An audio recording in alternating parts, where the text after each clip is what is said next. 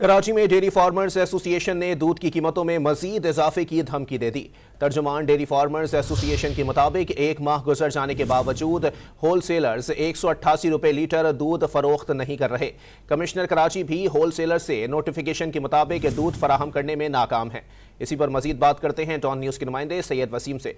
वसीम, आगाह कीजिएगा, अगर इजाफा होता है तो किस हद तक इजाफा किया जाएगा?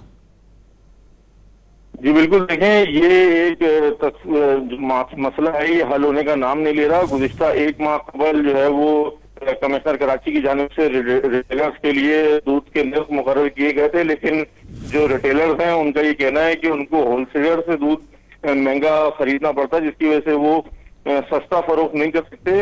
इसी हवाले से एक माह से इनके मुज़ाकरात का सिलसिला जो है वो कमिश्नर ऑफिस में जारी था। तहम अब जो है वो रिटेलर एसोसिएशन की जानिब से कमिश्नर कराची को और जो मुख्तलिफ अजला के डिप्टी कमिश्नर साहिबान हैं उन तमाम को जो है वो एक बाकायदा धमकी दी गई है और ये कहा गया है कि जो रेट हैं होलसेलर की जानिब से अगर वो कमिश्नर के मुकर्रर करदा पर नहीं फरोख्त किए गए तो रिटेलर जो है उसके कीमतें जो है बढ़ा देंगे। जी बहुत शुक्रिया सैयद वसीम अपडेट करने के लिए।